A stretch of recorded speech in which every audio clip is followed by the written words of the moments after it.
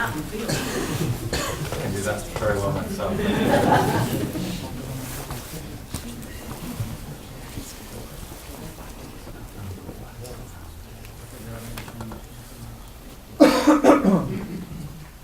Okay, so thank you to Crystal for very nicely leading into this. I'm going to talk about essentially very similar kinds of things, but the sort of applications of this for particularly for quantifying structure and biomass in various different types of forests. Some of them the same forests in Brisbane. This is actually a temperate rainforest area in Brisbane, in Queensland, north of Brisbane. I like this picture because I took it with an iPhone out the window, a very small plane, and those of you who know anything about BRDF, we're right in the hotspot here. Just as an aside, this kind of illustrates the issue of the importance of structure and biochemistry, the kind of things that we're trying to estimate and quantify using these kind of methods. Just out of interest, there was a paper in Nature this morning that essentially uses the issue of angular measurements, the hotspots, to explain all the uncertainty that there's been in this supposed prenup in the Amazon that we've seen from satellite data. So it's all because of this thinking.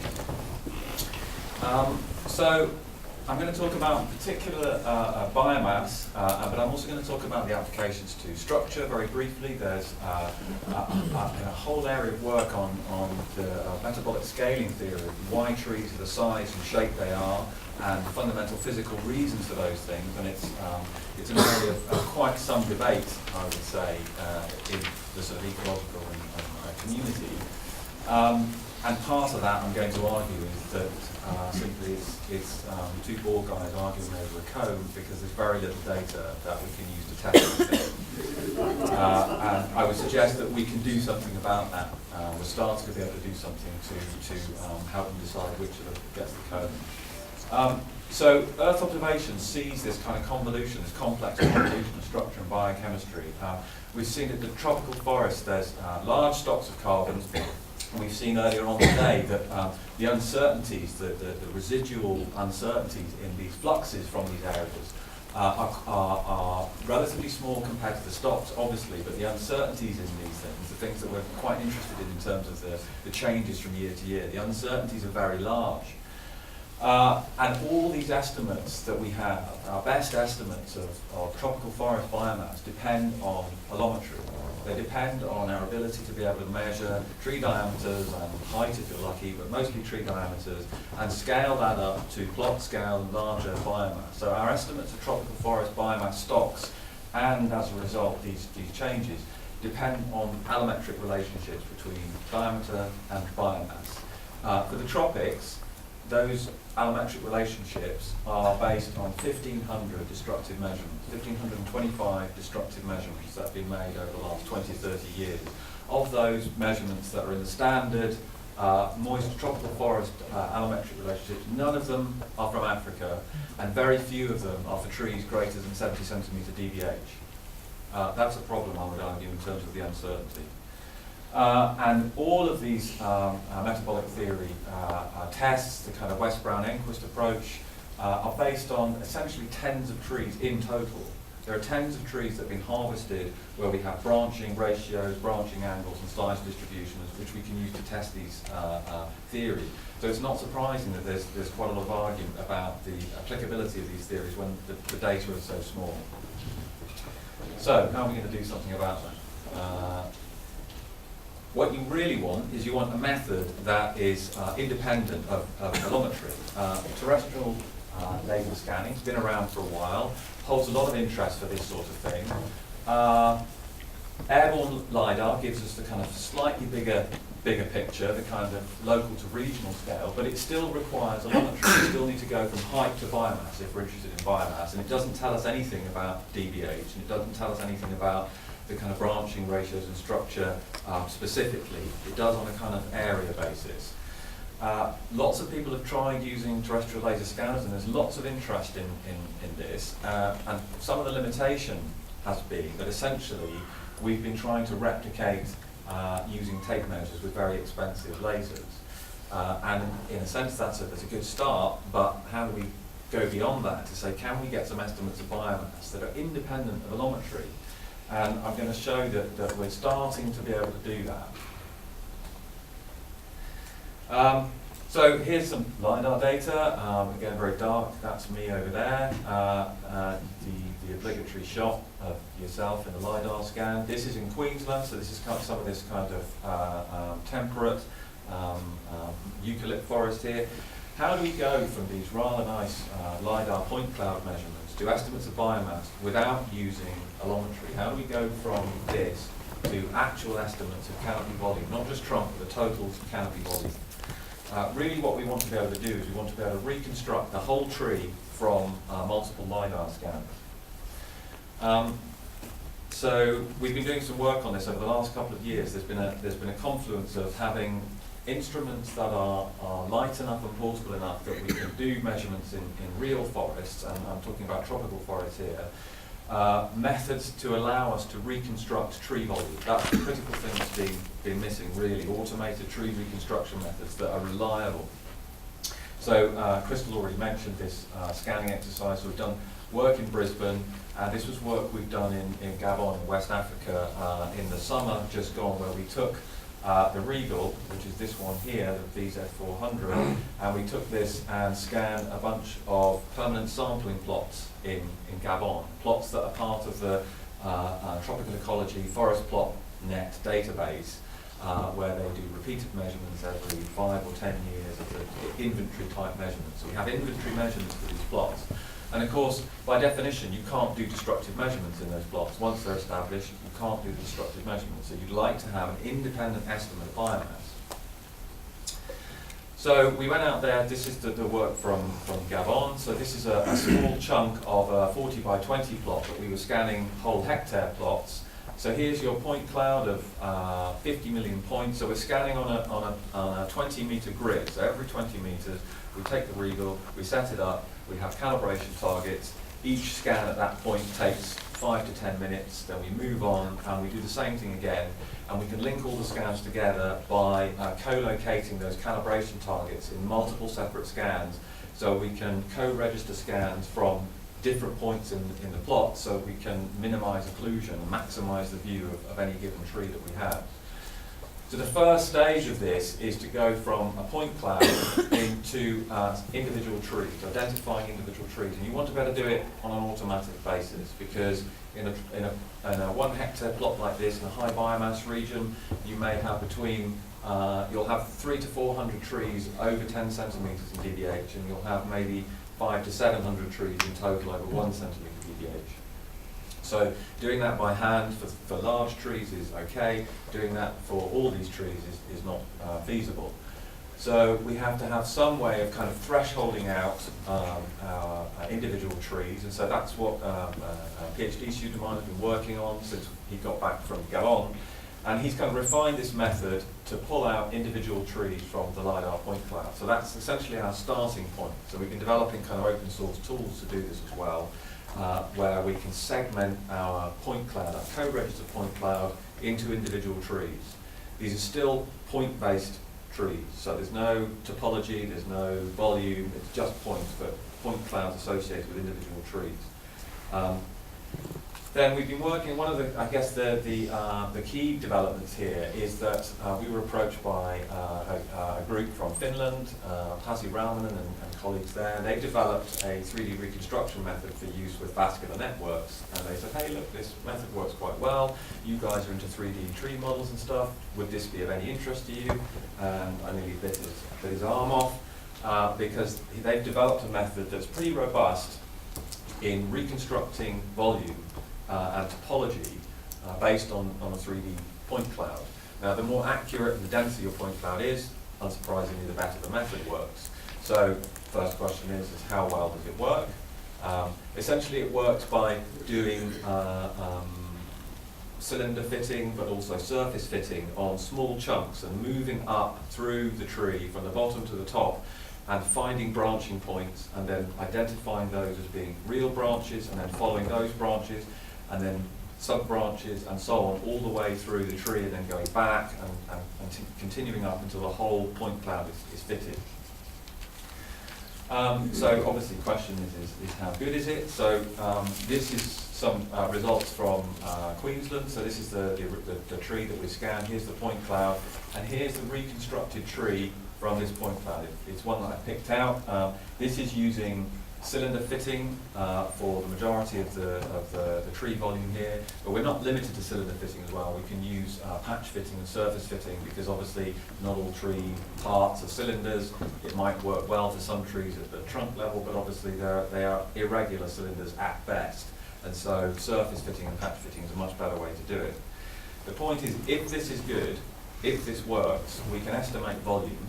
Once we've got volume, if we assume something about the wood density, if we assume we know the wood density, assumption, big assumption there, but we'll come back to that. If we know something about the wood density, we can get biomass. If that's non-destructive and, crucial things, independent of any allometric relationship. Not only that, we can test the allometry using this measurement. So here's another tree from Queensland. So Vittorio showed this plot earlier, so Kim's getting another run out here. Here's some of the destructive measurements from Queensland. Obviously, the way you're going to convince people this works is if you can estimate for destructive harvesting the same values from the LiDAR. This is from some destructive harvest measurements that were made in Queensland, and to my mind, that's quite convincing. It's quite convincing that we're getting good estimates of biomass independently of allometry from the LiDAR scanning. This is kind of preliminary results from Gabon. I showed you that little picture, if you remember. There's a huge tree in that plot. It has a 2.5 metre DBH and it weighs about 100 tonnes. It's about 45 metres tall. It's a massive tree. So that's that tree. This is the tree. This is the LiDAR measurement of that 50 metre, 2.5 DBH tree. That's it sitting there as a slight outlier on this DBH plot. But this is so somebody asked the question about, can we get DBH? So this is the LiDAR-derived DBH versus the field-measured DBH across these large range of DBH here. This is the LiDAR height versus the field height. Now, there is just some spread here which has big implications, because the height is what you're going to get the biomass from if you're talking about airborne or spaceborne LiDAR. Airborne LiDAR, it's the height that's going to give you the biomass. Ground-based, it's going to be the DBH. Now, we did some field measurements ourselves using laser ranging devices as a height, and there was much more. We did it as best we could in tall canopies, even with a lot of time and the best will in the world. It's very hard to get to the top of these canopies and know that you've done a good job. So I would argue that there's more uncertainty in these field height measurements very often than there is in a case where we have millions of points, and obviously we still have the same issue, but when we sample it millions of times from multiple different directions, eventually we get pretty close to the top. So here's some various different trees. So there's our big tree. This is the reconstruction. Some other sort of 30 or 40 metre trees and the reconstruction. This is the TLS-derived DBH versus the field-measured DBH here. There's the height measurements compared to the field-measured height measurements for these trees, and then the biomass. The biomass estimated from the TLS-derived volume. So this is completely independent of the allometry now. So this is an independent estimate of the biomass, assuming we know something about the wood density. But of course, in the allometry, you make the same assumption. So we've used the same values of wood density as have been used in the allometric-derived values of biomass here. So essentially, that's not a problem for this comparison. More generally, wood density is a big issue, and it varies from species to species. It varies across the tree, both in diameter and as you go up the tree. But wood density measurements, there are now trait databases, there are wood density databases. They're much more widely measured than whole tree biomass. So what we're talking about here is this is from the Sanchez et al. Paper, where they've done a really good job of combining the spaceborne LiDAR shots over large areas of the whole pantropical area. This is the allometric relationship for Africa. So they showed the individual allometric relationships for Africa, for Southeast Asia, for South America. The one for Africa is arguably the most uncertain, and that's primarily because there are so few trees that actually go into making this measurement in the first place. Essentially, these are species extrapolations from different continents. There's a huge variation here. because there's just so few measurements, and they're really, really hard and tedious and expensive to make. Structure. I mentioned briefly about the metabolic scaling theories, and this is to do with size and shape, and essentially it boils down to can you use physical constraints, essentially of things like hydraulic theory, pipe theory, to explain how big trees can get and why they get to the size and shape that they do. And that boils down to the branch size ratios, essentially the ratios as they go up through the tree. There are these power laws that describe the branching ratios from one order of branches to the next. And again, there's a lot of argument about this simply because, well, there's various reasons why, but one of the reasons why is there's very, very few measurements, because the measurements are really hard to do. If you think biomass measurements of whole trees is hard to do, then try chopping down a 30-metre tree and then taking every branch and measuring the branch diameter from the parent and the child branch across the whole tree. There are only 2 or 3 measurements of trees over about 20 metres that I've ever seen. Most of the measurements for trees smaller than that. I've never seen a tree that's larger than about 20 metres been measured in that way. So that just falls out of the reconstruction method in this case. So again, we can argue about whether this is a true representation of what's going on here, and we can check this with what destructive measurements there are. But of course we can do this for whole hectare plots, for every tree in the plot, over multiple hectares on multiple continents. So there's been a confluence of instruments that are robust and precise enough to give us data that we can expend the effort in trying to reconstruct properly. So there's, if you like, a kind of virtuous circle. So these methods are now being developed. There's, I would say, quite a wide application for these kind of reconstructions of above ground biomass. Obviously, we're not dealing about below ground biomass, but the Finnish team have actually done some below ground biomass stuff, where they've dug up some root systems, washed them off, scanned them with the LiDAR, and then estimated the volume of the below ground stuff as well. I mean, I'm not going to get into that. That's another whole world of pain. But it can be done using a similar approach. And if we think we know a little about the above ground biomass, we know far less about the below. We're developing kind of some open tools to enable us to exploit these kind of LiDAR methods, and I think the kind of time is really right for these sorts of measurements, because they're not limited to sort of tiny areas, and they can be done independent of allometry. So hopefully this will work. This is a nice visualization of one of these 1 hectare plots in Gabon. So this is just a reduced resolution view of the LiDAR with photographic data laid on top of it. The LiDAR has a hemispherical camera on top of it, and for every location you have a LiDAR scan, you have a co-registered photographic record as well. There is RGB information here. The thing that we don't have, and that Crystal was talking about, this is not a dual wavelength. It's full waveform, sort of, but it's not dual wavelength. So from the LiDAR data themselves, it's much harder to discriminate the leaf and woody material. But you do have RGB information from photographic data, and of course, so that's something that we're seeing whether we can explore. While we were there, oh, you can't really see it. Could you adjust the contrast?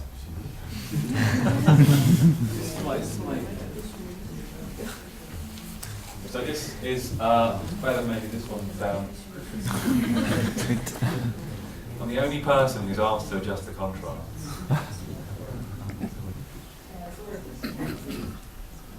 So this is Billy, an elephant, a large African elephant who lives in this national park in Lotte in Gabon. And the team who were out there, Kim was with them, but the team who were out there managed to scan him just as he was coming past, a really low resolution scan one evening as he walked past. And that's everyone who's seen that has gone, wow, that's great, never mind the tree, what about the elephant? My colleague Simon Lewis posted that on Twitter, and it's been seen by now over 100,000 people. That nobody cares about the forest, they only care about the elephant. So, question please.